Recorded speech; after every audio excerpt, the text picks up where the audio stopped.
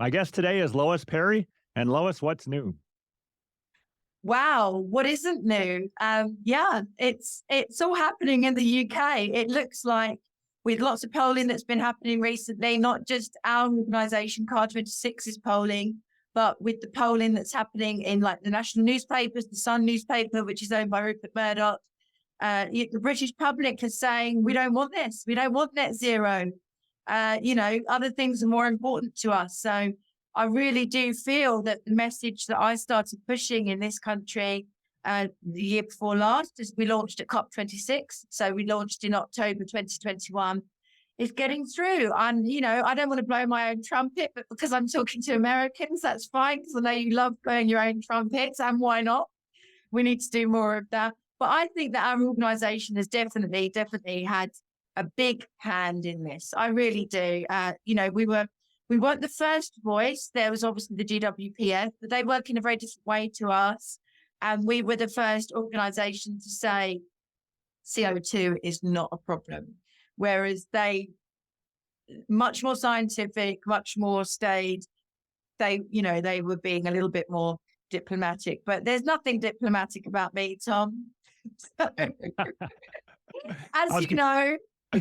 I was going to mention that, actually. I spent the last 24 hours, I watched quite a bit of video of you on TV, and I wanted to compliment you on your straight talk. I love the fact that you go on TV and say this is a scam, it's a cult, and I think we need a lot more straight talk. So I'm glad that you're out there doing that. Thank you.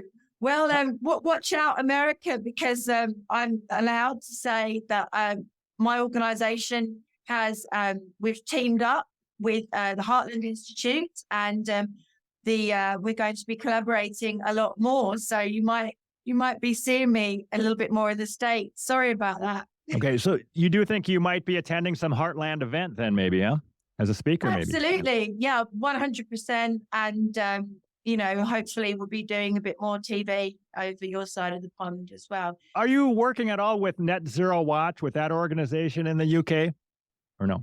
Yeah, well, they're part of the GWPF, and we do collaborate with them, and we go to their events.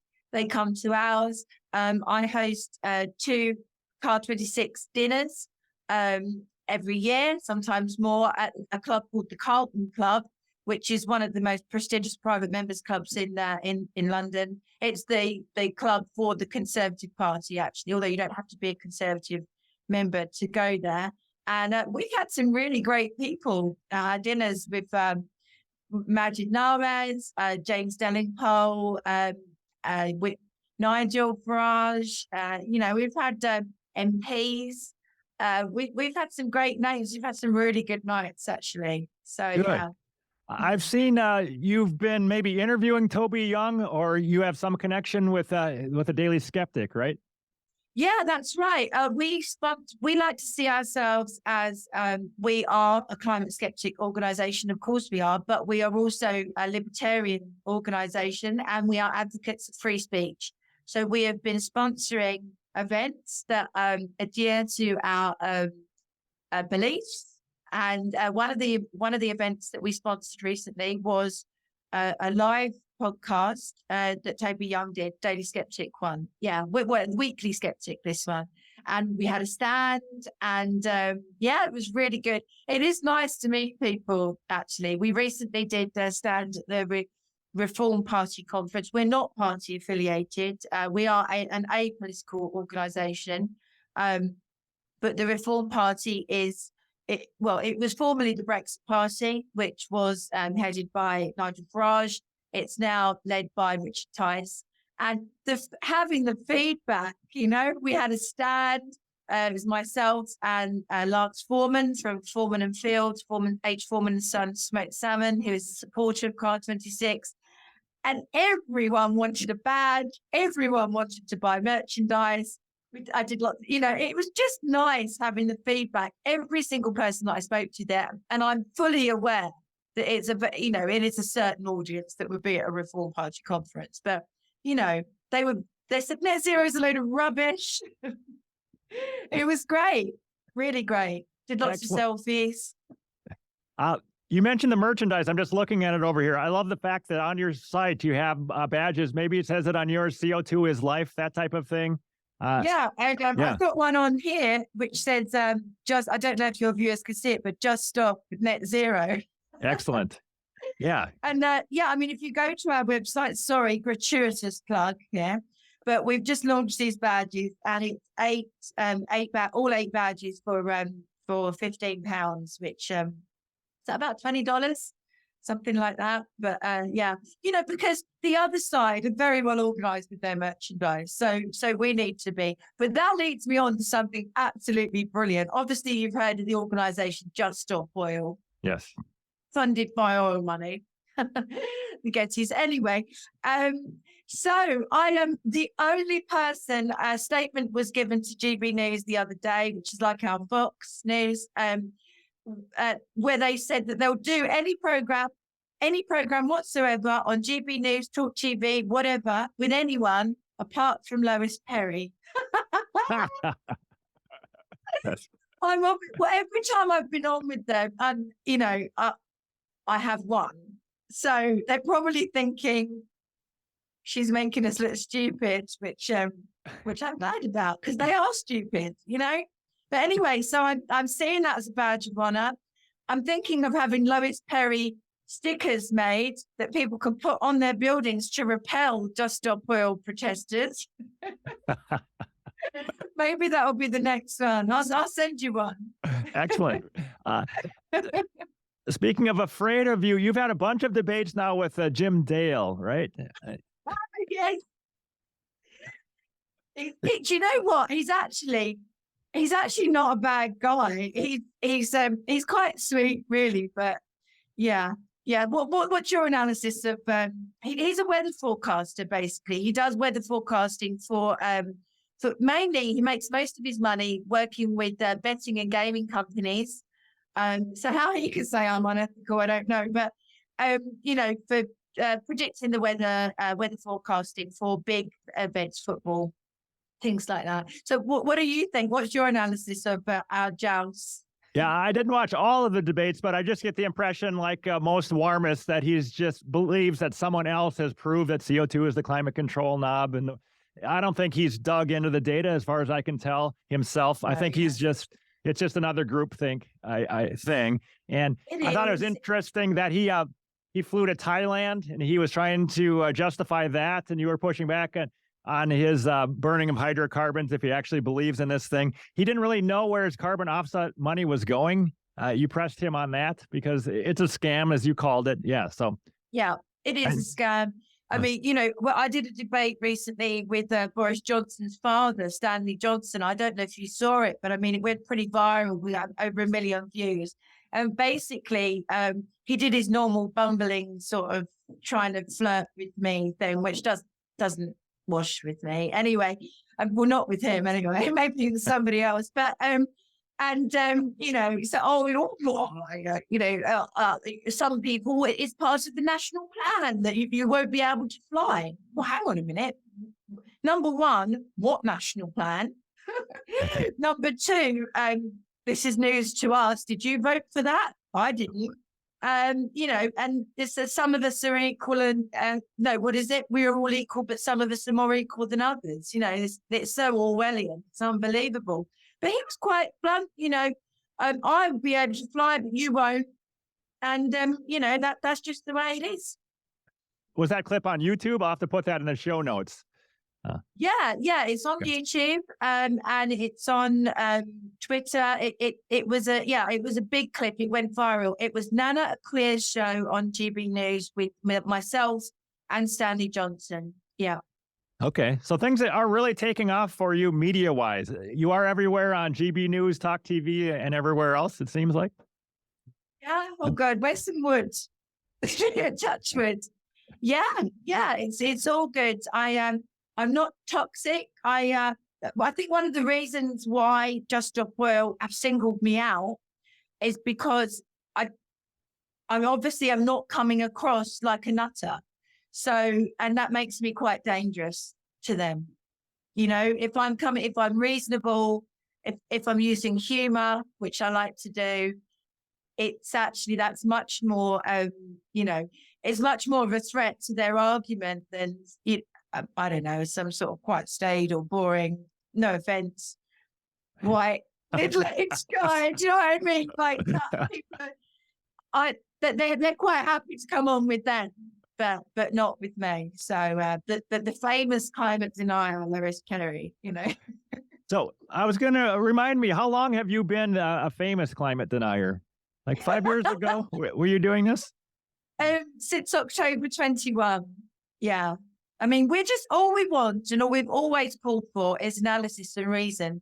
And the Sun polling that I sent you that yesterday, showed that the vast majority of people put the cost of living above net zero targets. But but the other thing that came out of that polling was that most people just don't even have a clue what net zero is. And the whole point of my organisation and why we launched it in October 21 was for analysis and reason, and for people to have a debate. But the interesting thing that's happened since I last spoke to you, Tom, we did that polling, didn't we, for the net zero referendum when we launched, and it was huge. 58% of those who expressed an opinion either way, so that excludes the don't knows, just to put my cards on the table, said that they wanted a net zero referendum. And you imagine, and that's in the midst of all of that propaganda. We hadn't even started properly. And when we did it again in November last year, it got up again 62%. So, people don't want this. Yeah. They just don't want it. So do you agree it's one of those things that when people, the first time they hear it, they think, oh, that sounds great at a superficial level. But as soon as they learn what it means for their lives, then it's a big no from a lot of people. The more they know, the more they dislike it, correct?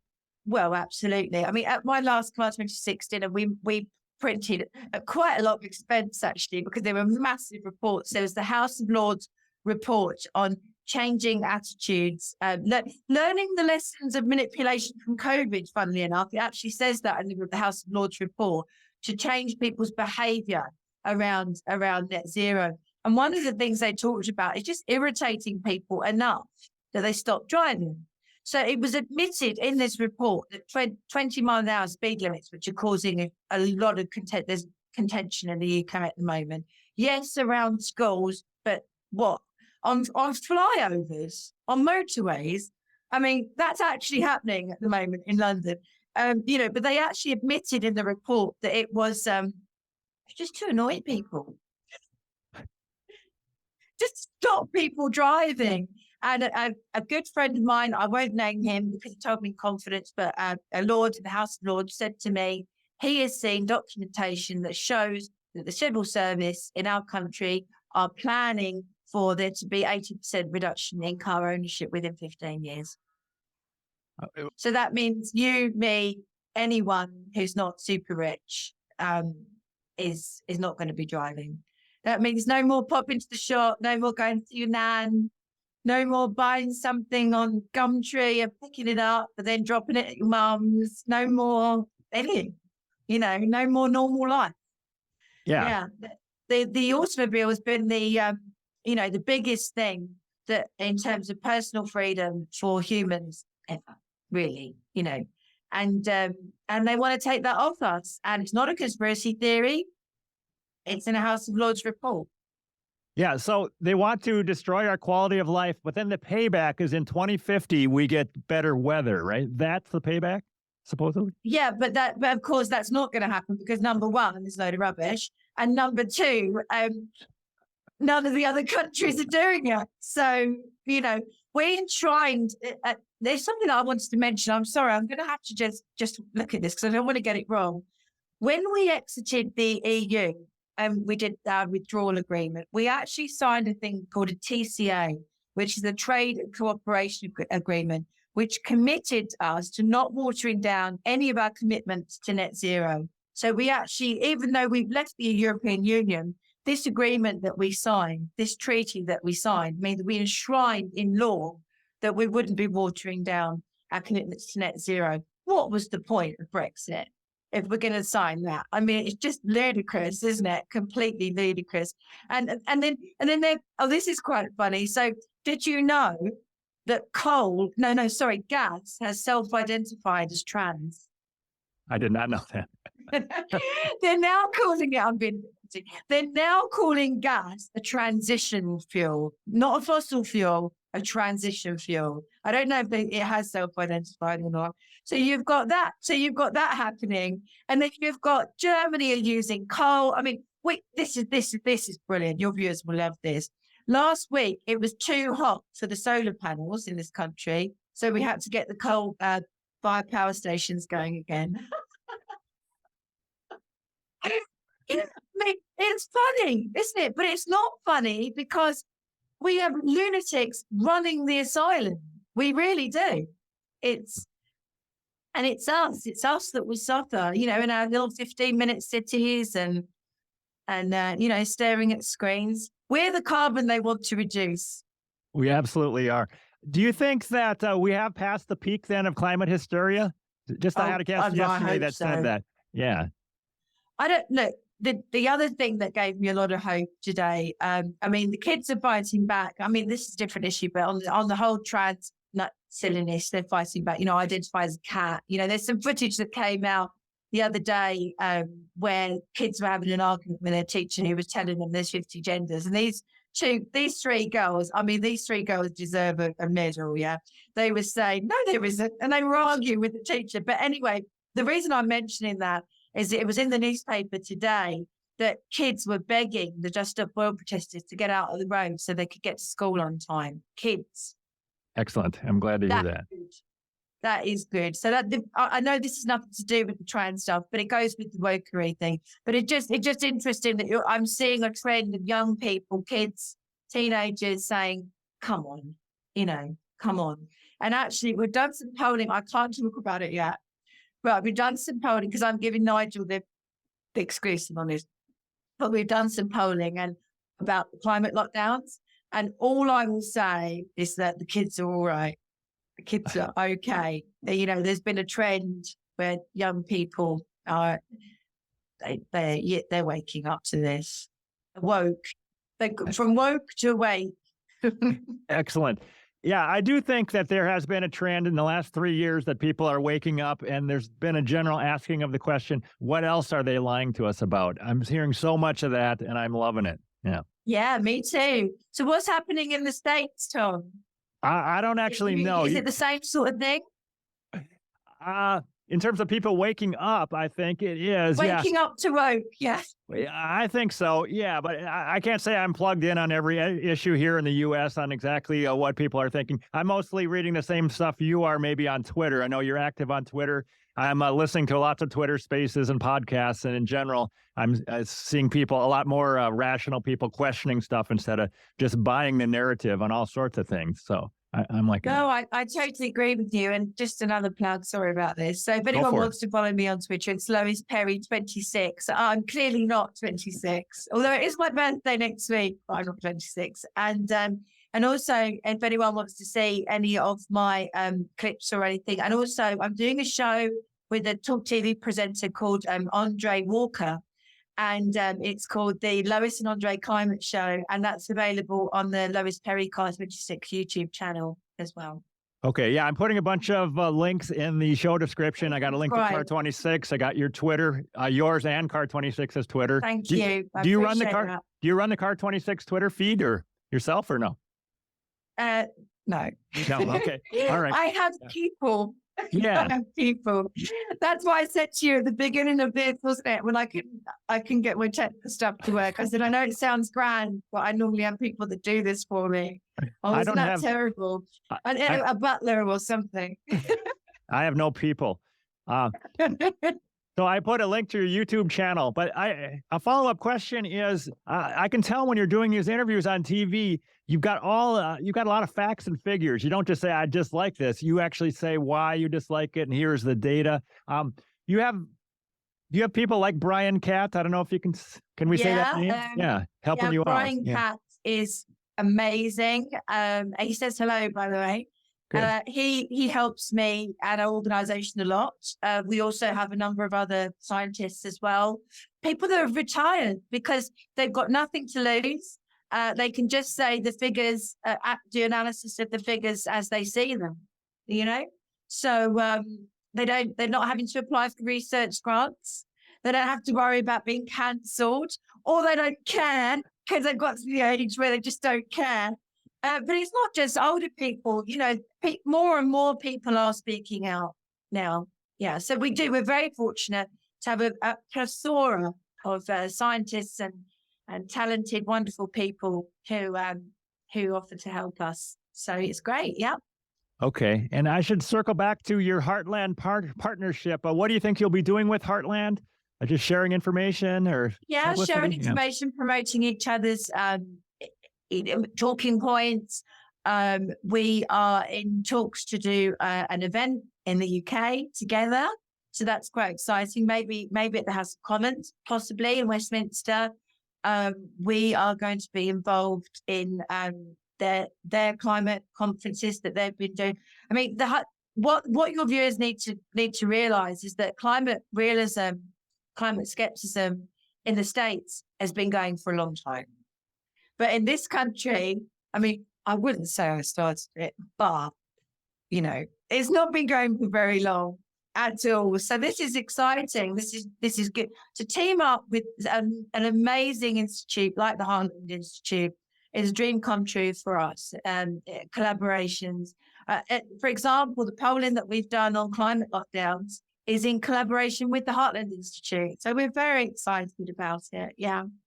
So there's supposed to be this whole idea that there's a big machine, a highly organized climate skeptic machine, but I'm not seeing that. If there is one, a global one, I'm not seeing it. I think there's quite a few organizations that are not really talking to each other that much. So I hope there is a lot more collaboration like you guys are doing with more organizations. Yeah. Yeah, I think you're right. I think, it's this whole sort of, conspiracy theory. I hate it when people say that to me, but I'm going to use it back at them, that I'm being funded by big oil. If anyone watches me, I mean, I'm very supportive of the oil and gas industry. Of course I am, because without it, we're all stickered. But I am as critical of them. I have been, and especially when I think that, because they know the truth, that they're going along with stuff just, for ESG reasons, but actually the big oil companies that have stuck their necks out recently and just said, no, this is a nonsense, or they've been a bit more diplomatic than I am and just said they're rolling back on their net zero, or they're going to push forward with new exploration. They've seen their share prices rocket. And I mean, one of the badges that if your viewers want to buy on, one of the badges I've got is "Go woke, go broke." I see that, yeah. And it really is. And it's the same for them. Go woke, go broke. It's true. But no, a closer collaboration between climate skeptic organisations is extremely important, and that's why I'm so pleased to tell you guys that we're working with the Heartland. So yeah. So another separate point about Car 26, it's not like you're just all in on being pro hydrocarbons, right? How about what is your stance or Car 26's stance on nuclear power? Nuclear as part of the mix, 100%. Yeah, I mean, the only thing I would say is that it has to be part of a mix, because I am strongly of the belief that, for example, boilers work best on gas, and also obviously cars, good old, internal combustion engine, you can't beat it. And also, if everything's electric, everything's trackable, and it means it can be remotely switched off, which means, if we all start getting linked to digital IDs, and I mean, if that happens, the whole digital ID stuff, and where they monitor your social media, I am going to have no car. My car won't start. Yeah, I'll freeze to death. I'll have no hot water. I mean, I'll be first on the list for, and I won't be able to blow dry my hair. It'd be a nightmare, Tom. That does sound terrible. Yeah.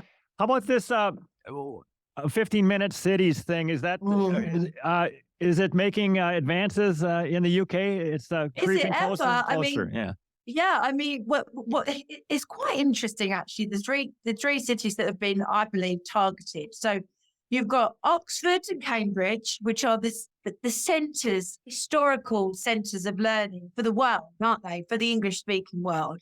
And then you've got Canterbury, and of course that's the centre of Christianity in this country. Archbishop of Canterbury is the most senior person. He is the head of the church. Well, he's not the head, the king is the head, but he is under the king as being in charge of the Church of England, the national religion of the United Kingdom. Those three places are the places that have fallen. We've got a situation in, believe it's Oxford. Yeah, it's one of the two, where they're bringing in a system where they've divided. It sounds like a science fiction film from the 80s, but I assure you it's not. They've divided the city into sectors, right? So, and you're only allowed to leave your sector by car with a pass. You have 100 passes a year, or you'll get fined. Otherwise, you can get in. So, say for example, your road borders another road, and say the border's down there, but your mum lives there, right? And I don't know, you're dropping something off, or she's elderly or whatever. Yeah, you'd have to drive all around the circle, the peripheral road around the whole of the city to get to her house. And if you were over your 100 passes a year, I mean, what is that? And that is just madness. And then you've got the low traffic neighborhoods, which is another thing that's happening, is winding people up. People are actually getting out of their cars and moving the bollards. That's how angry people are. When for absolutely no reason whatsoever, suddenly you'll wake up and an entrance to your road will be blocked by flower pots that the council have put there. Have you had this in the States yet? I don't know about it, but it did happen in several places at once in the UK. What happened was they used COVID, like with a lot of this nonsense, they used COVID as a cover, and they managed to get it through without public consultation. So they got all the legislation and everything in place during COVID, with being able to bypass the public consultation thing, because the public would have just said no. I mean, we've got a big thing going on at the moment. A good friend of mine, Howard Cox, he's the Reform Party candidate for Mayor of London. He's campaigning hard against this ULEZ scheme, because what will happen is the ULEZ scheme, ultra low emission zone, we already have it in central London. They're trying to push it out into greater London, and it's just going to disenfranchise the poor. It will cost people like 15 to 20 pounds to drive their car on it every day. You know, you people who are desperately trying to make a living, because this disproportionately targets the working class.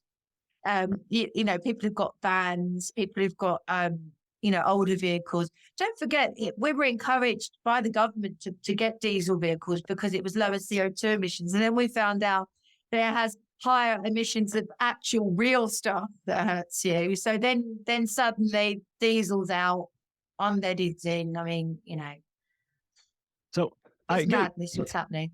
Getting back to this whole idea of dividing your city into sectors, and you can't go directly to visit your mom on the other side of the line. I know. What percent of the people living in those neighborhoods, if that was put to a vote, would say, "Yeah, this is what we want. We don't want the freedom to visit our mom"? Yeah, very, very small. I mean, the thing is that the interesting thing about, they've chosen university towns, right? Now, university towns have a very transient population of very young people who can vote, but have no buy-in to the area whatsoever. And being 18, very ideological, it won't affect them. Very ideologically, I don't know, don't want to be rude. You know what I mean? You're very left done when you're 18, and then suddenly you wake up. And some people don't, but a lot of people do. So, so you've got a situation where I'm pretty sure that the people would vote against it. But then as I say, you've got very high populations of students in the areas that they've chosen. But then they haven't even put it to a vote, and there's been mass protests. People see this as totalitarianism, and I'm sorry. I know it sounds extreme to say that, but it is. It is. It is, yeah, So do you think you'll live to see the day when this actually is imposed across the UK? Or there'll be actually a revolution, won't there, before it happens across the UK? Well, I'm not going to say I hope so, because then I'll get pulled down off Twitter or something for incitement to violence. So I want everything to be done peacefully. Oh, yeah. Yeah. I mean, we are very close to having a Labour government. And in this country, the Tories, so I call them Tories, they're not conservative at all. I mean, you know, I'd say almost you couldn't put a piece of paper between the Labour Party and the Tory Party at the moment, because they're so both globalist stooges as far as I'm concerned. But, you know, they want to bring in nationwide ULEZ, nationwide low traffic neighbourhoods. Wow. I mean, we are seeing it in, you know, in other cities and stuff, and it's it's not fair. I wanted to read here from your website how you describe Car 26. Quote, Oh, Car God, 26 really? Okay. No, I like it. Car 26, the prominent anti-net zero campaigning group that views the net zero movement as part of a globalist effort to bring about a totalitarian reset of the planet, end quote. And I like that. Yeah. Straight talk again. Yeah. Yeah.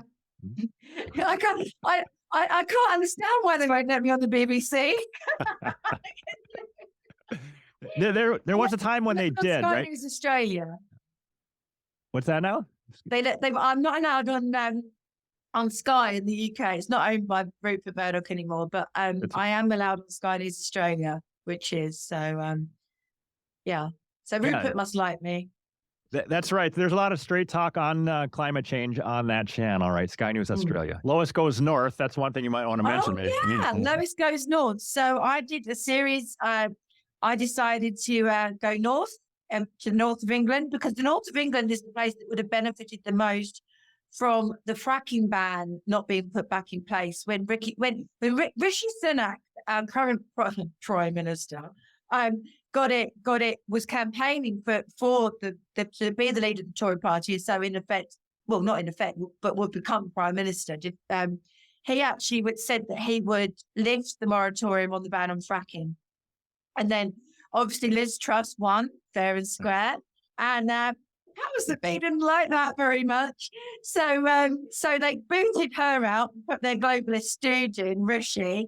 And Rishi immediately put the ban back in place for fracking. So anyway, so we went up north, me and my team and I, we went up north and we interviewed loads of different people. We interviewed business owners. I went to a soup kitchen, community kitchen. I interviewed Lee Anderson MP, who is deputy chairman of the Conservative Party, who is a friend of mine. And lots of other people as well, to just get a real feel for what people thought up there. And I mean, one of the most heart-rendering things is that it's terrible actually, but I was in a soup kitchen and I was talking to the guy that ran it, and he said this was in Blackpool. Now, Blackpool would have directly benefited from Quadrilla. Oh, I also interviewed Francis Egan, the head of Quadrilla as well. That was a good one. They're all on the YouTube channel. And I interviewed a guy who ran this community kitchen, and he said that obviously that area would have had free energy, free electricity if Quadrilla had been allowed to drill there. And they were very close. They dug all the wells, everything. A young woman, 19-year-old woman, with a small baby, no relatives, living in a studio apartment, bed set. Her baby, the fridge went off. She ran out of electric, and she went and worked as a street prostitute. Thanks. Yeah. So this young girl who had I don't know the full story. Maybe she'd been in care. I don't know, but she didn't have anyone to ask to borrow a tenner to put on the electric meter. So she went out and did that. Thanks. So, yeah. But these are real stories of real people who are. Sorry, it makes me really upset. Who are suffering for this ideology, which is an anti-human ideology. It makes no sense. We are importing fracked gas from you guys at the moment and bringing it over on diesel-powered ships. I mean, if you believe in the CO2 stuff, what the hell? You guys say, and bringing it over and using it, but not fracking here? Why? Why? And why are wind turbines okay, which has that noise, that horrible noise, and causes all sorts of problems for people with their sleep, hearing problems. It can cause depression.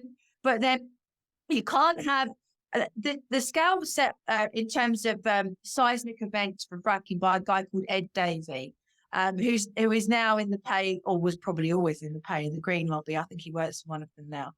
And he basically set the seismic chart so it's so low, the parameters that are in terms of what the fracking industry was allowed to get to before it was seen as a problem. It was the equivalent of me sitting on this chair. I mean, yeah. but you know, there would be, if any other industry in the UK had to adhere to those standards, there would be no roads built, there'd be no buildings, there'd be absolutely nothing. So yeah, but as I say, so I talked to everyone. I talked to Francis Egan. That was a big interview because he hadn't spoken to anybody before, and I think he knew I was going to be friendly, which I was obviously. And you know, he said the way that they were treated by the UK government. Nobody even told them that the moratorium was going to be put back in place. He said, you know, the amount of investment, hundreds of millions of pounds of investment, jobs. They even built a college and school in Blackpool. They built it as a present to the community. You know, I hadn't realized they got as far as actually digging. They were. Oh my God! Yeah. They were ready to go. Okay. So what are the chances that sanity prevails at some point in the near future and they can continue on with this, or is it done for now? What do you think? Well, I can't say that because, you know, my granddad used to say to me, he said that his mum said to him, you know, I can't give you any money, son, but I can give you hope. And I try to live by that. You have to have hope, you know. I like to think that sanity will prevail, and obviously I'm going to keep campaigning because we have an area of the UK in the north of England called the Bowland Shale, the Bowland Shale, and basically the quality of the shale gas that's under there is apparently even better than in the US, and we're just not tapping into it. Literally, it's mind-boggling that we're not doing it. It really is. And again, you know, lots of misinformation was put a massive. It's actually been proven now. I mean, I'm not going to talk about the war in the Ukraine. I deliberately keep out of it. But apparently there was a well-funded campaign by China and Russia, and it has come out about 10 years ago. And misinformation about fracking, to stop fracking. And again, who benefits? Well, Russia did benefit, obviously, before the pipeline was blown up. But, you know, who benefits from us not being independent energy-wise? The people that are providing us with the energy or the products like China. You know, I always say CO2 doesn't respect borders. So if we're not making things here and it's being made somewhere else, it's the same amount of CO2, you know? So which anti-fracking propaganda do you think works best with politicians? Is it that it's going to cause earthquakes, or fracking is going to cause bad weather? Is it the earthquake thing, do you think? Yeah, it's the earthquake thing. Basically, the politicians don't like, they think their constituents don't like it. Yeah. Because of earthquakes. But what's the data on fracking and earthquakes? Yeah, there aren't any. It's made up. It's like most of this stuff, it's just mad. Okay. It's made up. I mean, when we you know, there quite often used to be small seismic events when we were you know, when we were mining for coal, stuff like that. No one cared. But there hasn't even been that. You know, I mean, as I say, the level that was set for the seismic events was like dropping a bag of sugar on the floor. That you know, did the earth move for you? No. Your country, and I mean this, you know, with love, is one of the most litigious countries in the world, isn't it? And you frack everywhere all the time, you know. And there's I think there's something like 1 million wells within 15 miles of urban areas. If there was a problem with fracking, then everyone in your country would be millionaires, wouldn't they? I think so. You know? Yeah. Interesting. So it again, rubbish. So You have quite a few connections where you talk directly to lawmakers in the UK, right? And do you have a lot of time to talk to them about the data, about climate change, et cetera, and try to move them towards a reality? Is that a thing you do? Yes, we do talk to politicians. It's interesting what they're willing to say privately as opposed to what they will say publicly. But again, when you have polling like the Sun has done last night, you know, it makes politicians sort of think, oh, maybe we should be publicly saying what we actually think. Yeah, I've been fortunate enough to have lots of conversations, lots of meetings at the House of Commons, and and as I say, they've come to my dinners as well. I'm not going to name anybody. I don't want to get anybody in trouble, but yeah, I mean, we have been like the Heartland Institute does. You know, we don't lobby. We're not a lobbying organisation, but we do provide information to lawmakers about what's going on. Yeah, definitely. So in recent elections over there, is it something that politicians talk about a lot, that they're pounding on the table about climate change and we got to make your lives worse because climate change is so bad? Or either way? We've seen some massive flip-flopping from Keir Starmer, who's the leader of the Labour Party, who it looks like is going, well, I don't know, but I mean, there's talk of there being like a massive whopping majority for him, which I don't understand. I really don't. It's just the Tories are so terrible at the moment. But he's been flip-flopping all over the place. I mean, he said that he was going to borrow £28 billion to do this onshore wind farm thing, and then suddenly they weren't, and now they are again.